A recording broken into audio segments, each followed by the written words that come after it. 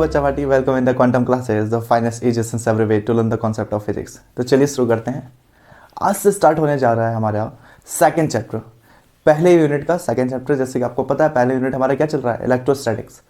इसमें लगभग 3 to 4 chapter contain करते हैं, जिसमें कि अब हमारा स्टार्ट हो गया है सेकंड चैप्टर, जिसका नाम है गॉस थ्योरम। इसे हिंदी में कहते हैं गॉस का प्रमेय। तो मतलब ये गॉस क्या है, पहले जो समझो गॉस क्या है। गॉस एक साइंटिस्ट का नाम है, ठीक है, एक फिजिसिस्ट का नाम है, एक भौतिक शास्त्री का नाम है गॉस।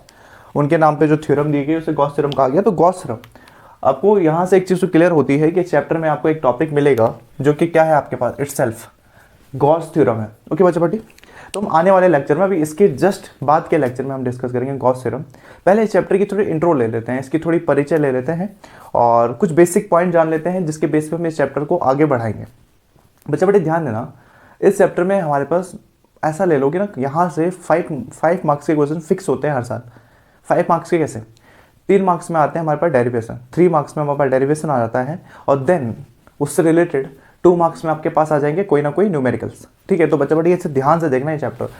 आप स्टार्टिंग के इलेक्ट्रोस्टैटिक के यूनिट को अगर कवर कर लो ना, तो इसमें बहुत सारे आपके क्वेश्चंस बन सकते हैं बोर्ड में। बहुत सारे का मतलब अगेन, बहुत सारे का मतलब 70 में से 70, 70 आउट ऑफ 70 नहीं, लेकिन फिर भी काफ़ी क्वेश्चंस आपके बन जाते हैं। जैसे पहले चैप्टर से आप ऐसा अनुमान लगा सकते हो कि पहले चैप्टर से 3 to 5 मार्क्स के क्वेश्चन बन जाते हैं।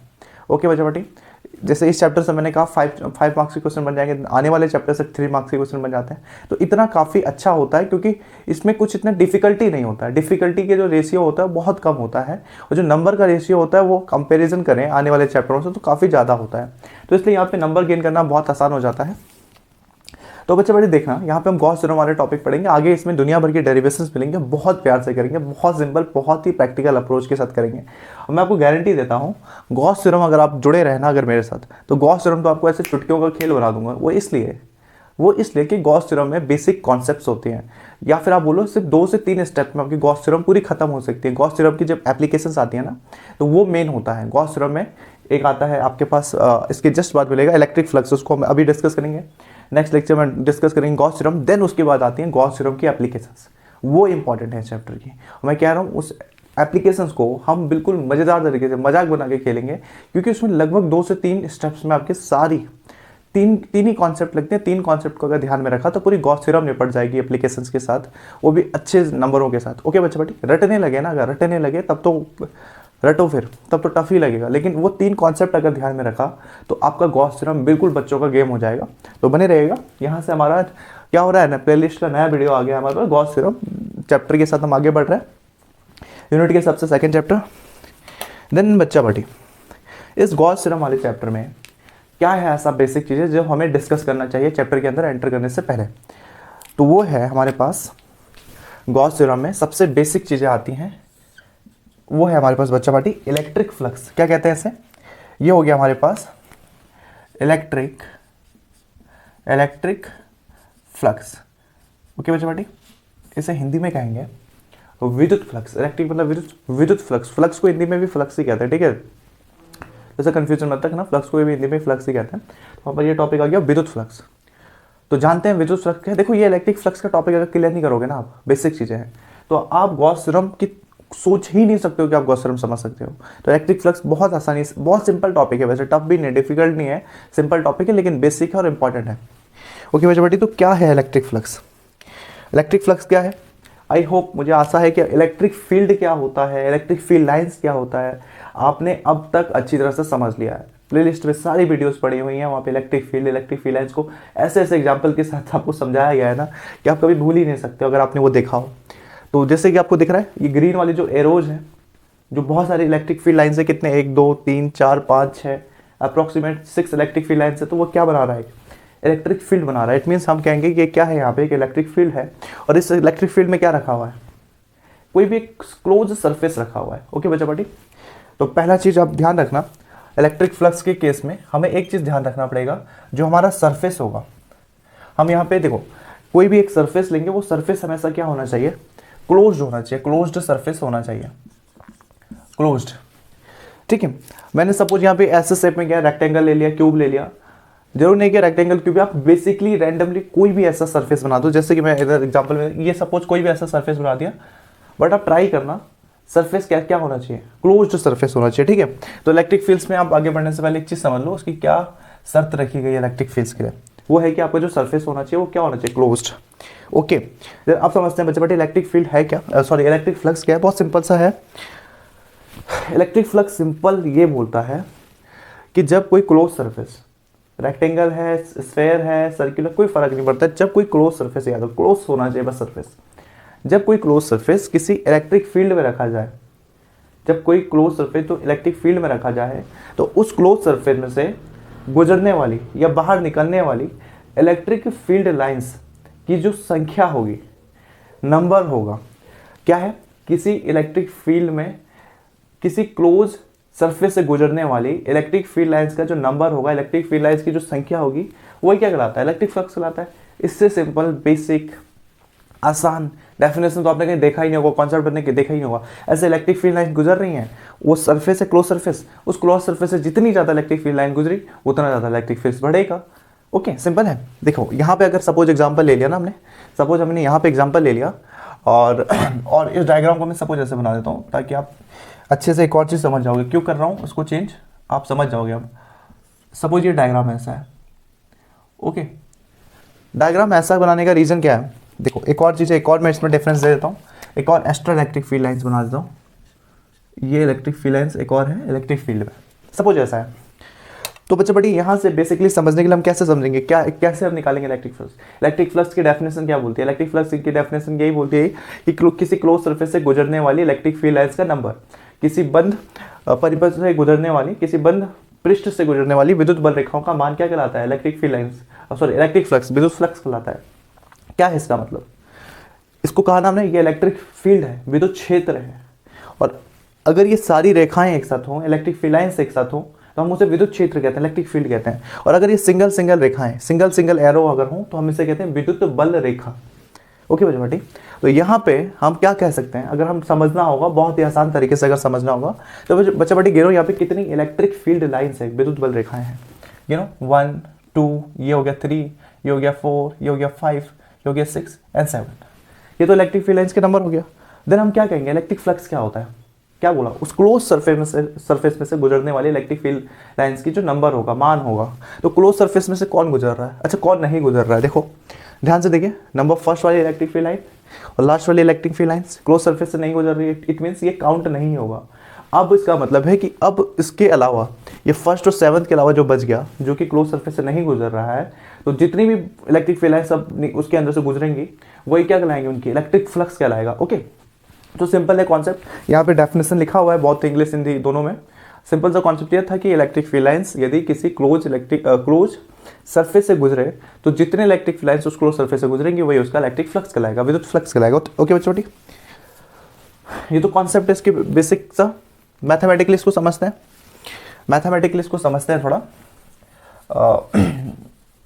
देखिए मैथमेटिकली आप ऐसे समझ सकते हो इसको कि सपोज कर लो आपके पास ये इलेक्ट्रिक फील्ड, एक इलेक्ट्रिक फील्ड है, और मैं किसी एक को गेस कर रहा हूँ, ये इलेक्ट्रिक फील्ड है ई, ठीक है, ई इंटेंसिटी की इलेक्ट्रिक फील्ड है।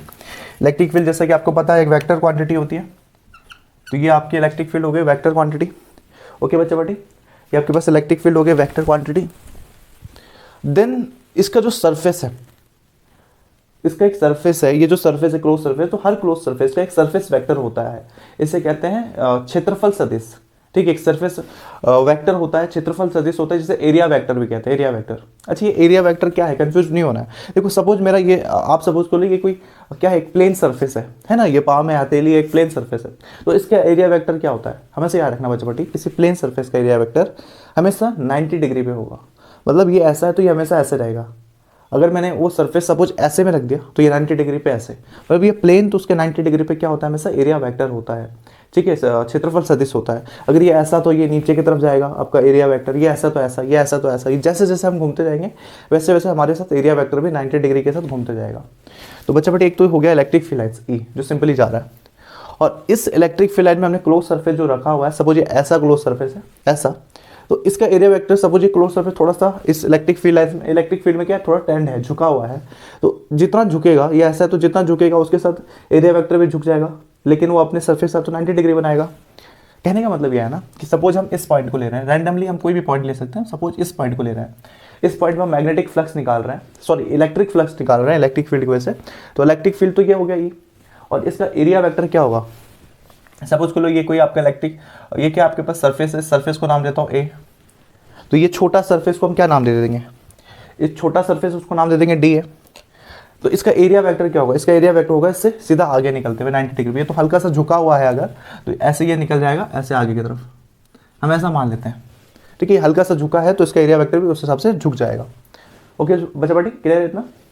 तो ये किसकी डायरेक्शन हो गई, इसको देखो ये किसकी डायरेक्शन हो गई, ये अगर ए है, ये पूरा सरफेस ए है, पूरा क्षेत्रफल इसका, इस जो भी आपको क्लोज सरफेस दिख रहा है इसका एरिया अगर ए है, तो ये जो छोटा सा हमने पार्ट लिया, ये हमने छोटा सा हिस्सा लिया जिसमें से हमें इलेक्ट्रिक फील्ड लाइन्स काउंट करना है, इस छोटे से हिस्से में से गुजरने वाली इलेक्ट्रिक फील्ड लाइन्स के नंबर हमें देखना है।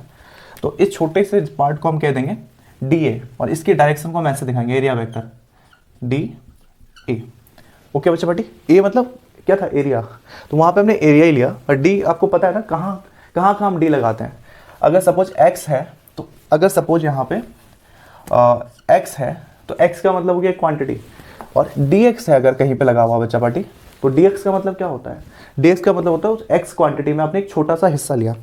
जैसे आप सपोज कर सकते हो ना, जी आप सपोज कर लो कि आपके पास यहाँ पे क्या फुटबॉल है, फुटबॉल में होते हैं ब्लैक और white check, black and white check, तो डी लगाने का मतलब होता है डिफरेंशिएशन, और डिफरेंशिएशन का मतलब होता है कि आपने फुटबॉल का जो चेक्स हैं उनको काट दिया है, अलग अलग कर दिया है, तो उसमें जो छोटा वाला हिस्सा होगा, एक तो पूरा फुटबॉल हो गया, उस पूरे फुटबॉल को आप एक्स कह सकते हो, और डी एक्स क्या होगा, जब आप फुटबॉल के वो जो ब्लैक वाइट के आप छोटा सा हिस्सा लोगे तो आप उसको क्या होगा डी एक्स। ठीक है, तो इन सिंपल आप शॉर्ट्स टर्म में आप इतना समझो, जब छोटा पार्ट लेते हैं ना किसी भी सरफेस का, देखो गॉस थ्योरम में इस चैप्टर में ये छोटी छोटी बेसिक चीज़ें बहुत हेल्प करेगी। जब छोटा पार्ट लोगे तो आप उसे डी से दिखाओगे, ठीक है, डी से। तो ये बड़ा पार्ट ए था तो हमने एक छोटा सा एरिया लिया, किस चीज़ से दिखाया हमने, डी ए से, बड़ा ए था तो छोटा वाला डी ए से दिखाया। ये इसकी क्या हो गया, डी ए को क्या कहेंगे, ये क्या है, यहाँ पे लिख देते हैं हम, आपका जैसा ई था, ई क्या है, ई क्या है, ई है हमारे पास इलेक्ट्रिक फील्ड, इलेक्ट्रिक फील्ड, ये हो गया हमारा ई। देन बच्चा पार्टी सेकंड चीज़ क्या है, डी ए हमारे पास आया, तो डी ए क्या है, डी ए हो गया हमारे पास एरिया वेक्टर। अच्छा बच्चा पार्टी, अगर आप हिंदी मीडियम वाले हो तो घबराने की जरूरत नहीं, इलेक्ट्रिक फील्ड तो आपको पता ही है, विद्युत क्षेत्र कहते हैं, और डी ए का मतलब क्या हो गया, एरिया वेक्टर का मतलब हो गया, इसे हिंदी में कहेंगे एरिया मतलब क्षेत्रफल, वेक्टर मतलब सदिश, तो इसे हिंदी में कहेंगे क्षेत्रफल सदिश। तो डी ए ऐसा हो गया। तो गॉस थ्योरम क्या कहता है, गॉस थ्योरम के अकॉर्डिंग, सॉरी गॉस थ्योरम नहीं, इलेक्ट्रिक फ्लक्स पढ़ रहे हैं ना, गॉस थ्योरम पढ़ेंगे नेक्स्ट लेक्चर में पढ़ेंगे। तो इलेक्ट्रिक फ्लक्स के अकॉर्डिंग, इलेक्ट्रिक फ्लक्स क्या होता है, किसी क्लोज सरफेस से गुजरने वाली number of electric field lines. तो उसको मैथमेटिकली हम कैसे दिखाएंगे, इससे दिखाएंगे बच्चा पार्टी फाई से, इसे फाई कहते हैं, ठीक है, और फाई से डिनोट करते हैं किसे, इलेक्ट्रिक फ्लक्स को।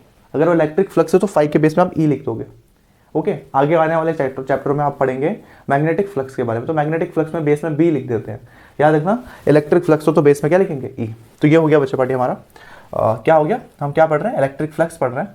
तो इलेक्ट्रिक फ्लक्स इक्वल क्या होता है, इलेक्ट्रिक फ्लक्स इक्वल होता है E vector E dot D A, दोनों वेक्टर फॉर्म में, ई डॉट डी ए, और इसी को क्या कहते हैं बच्चा पार्टी, यही हो गया हमारा इलेक्ट्रिक फ्लक्स, क्योंकि फाई क्या होता है, फाई हो गया हमारा electric flux. Is it clear. अच्छा, इसको थोड़ा और थोड़ा इसको खोल देते हैं, एक्सपेंड कर देते हैं। तो आपको पता है बच्चा पार्टी, डॉट वेक्टर है, डॉट प्रोडक्ट है, ये वेक्टर का डॉट प्रोडक्ट क्या होता है, अगर आपने 11th में पढ़ा होगा, याद है, दो वेक्टर हो उसका डॉट प्रोडक्ट हो तो क्या होता है, आंसर क्या आता है, याद है, 11th में पढ़ता ही कौन है कोई बात नहीं, मैं बता देता हूँ। अगर ए है और बी है, वेक्टर है और बीच में डॉट लगा हुआ है, तो उसका आंसर हमेशा याद रखना बच्चा पार्टी, किस में आता है, कॉस में आता है, कॉस में, याद रखना, यहाँ से स्टार्ट हो रहा है, आगे जाके हो सकता है अदर चैप्टर्स में भी मैं पूछूं यहाँ पे डॉट है तो क्या होगा, याद है ना, डॉट प्रोडक्ट हो तो आंसर कॉस में आता है, अगर वो बीच में क्रॉस होता तो आंसर साइन थीटा में आता। तो इसलिए बच्चे पार्टी क्योंकि डॉट प्रोडक्ट है इसलिए आंसर किस में आ जाएगा, कॉस थीटा में। ये हो गया फाई ई इक्वल ई, यहाँ से वेक्टर का साइन हटा दो, डॉट हटा दो, ये किस में चेंज हो गया, ई डी ए, और साथ में क्या जुड़ जाता है, कॉस थीटा। तो बच्चा पार्टी एक फॉर्मूला आपका ये बन गया, ये भी बन सकता है, ठीक है, ये ऐसा था, वेक्टर फॉर्म में था, तो देन इसको हमने खोल लिया तो ये ऐसा बन गया, A D A cos theta. तो बच्चा पार्टी ये फाई ई क्या है, हमने यहाँ पे क्लियर कर लिया, क्या चीज़ क्लियर कर लिया कि आपके पास क्या क्या है, ई क्या है, डी हमें पता चल गया, और हमें क्या पता करना है, ये डी सॉरी ये फाई ई क्या है हमारे पास। अच्छा बच्चा पढ़िए, एक चीज़ ध्यान रखना, यहाँ पे एक चीज़ ध्यान रखना, अगर आपने डी ए लिया ना, छोटे एरिया की वजह से आपने फ्लक्स निकाला है, तो आपको जो फ्लक्स निकलेगा ये भी छोटा निकलेगा, डी फाई। ओके, तो ये डी है तो इसका भी आंसर क्या आएगा, डी फाइव आएगा। तो क्या हो गया, डी फाइव हो चाहे फाइव हो, ये क्या क्या रिप्रेजेंट करता है, क्या शो करता है, फाइव क्या है, क्या पढ़ रहे हैं हम अभी हम पढ़ रहे हैं इलेक्ट्रिक फ्लक्स के बारे में। ओके बच्चा पढ़ी, चैप्टर तो हमारा गॉस थ्योरम है, गॉस थ्योरम पढ़ेंगे हम नेक्स्ट लेक्चर में। जैसे कहा कि अभी हम चैप्टर का इंट्रो देख रहे हैं और चैप्टर की बेसिक चीज़ें देख रहे हैं, तो गॉस थ्योरम वाले चैप्टर में हमने क्या बेसिक चीज़ें देख रहे हैं, हमने सबसे पहले टॉपिक हमारा उठाया इलेक्ट्रिक फ्लक्स के बारे में, क्योंकि हमें पता है कि इलेक्ट्रिक फ्लक्स के टॉपिक को डिस्कस किए बिना हम गॉस थ्योरम समझ ही नहीं सकते हैं, या फिर गॉस थ्योरम के आगे जो भी आपके पास डेरिवेशंस आएंगे उन्हें समझ ही नहीं सकते हैं। तो बच्चा पार्टी ये हो गया हमारे पास इलेक्ट्रिक फ्लक्स, सिंपल है। इलेक्ट्रिक फील्ड लाइंस में, विद्युत बल रेखाओं में या विद्युत क्षेत्र में, इलेक्ट्रिक फील्ड में एक क्लोज सरफेस रखा है, एक बंद पृष्ठ रखा हुआ है, ठीक है। क्लोज सरफेस, जर नहीं कि ऐसा ही हो, वो ऐसे गोला भी हो सकता है, कि स्फेयर भी हो सकता है। तो किसी इलेक्ट्रिक फील्ड लाइंस में, किसी इलेक्ट्रिक फील्ड में किसी क्लोज सरफेस से गुजरने वाली बल रेखाओं, इलेक्ट्रिक फील्ड लाइंस की जो संख्या होती है वही क्या कहलाती है, इलेक्ट्रिक फ्लक्स कहलाती है। इसको कैसे रिप्रेजेंट करते हैं, फाई ई से रिप्रेजेंट करते हैं, और फाई ई इक्वल कितना होता है, E D A cos theta. Okay, अगर ये डी ए नहीं होता तो हम कहते हैं इसे ई ए कॉस थीटा, देने से डी फाई ना कह के इसे कहते हैं फाई ई नॉर्मली।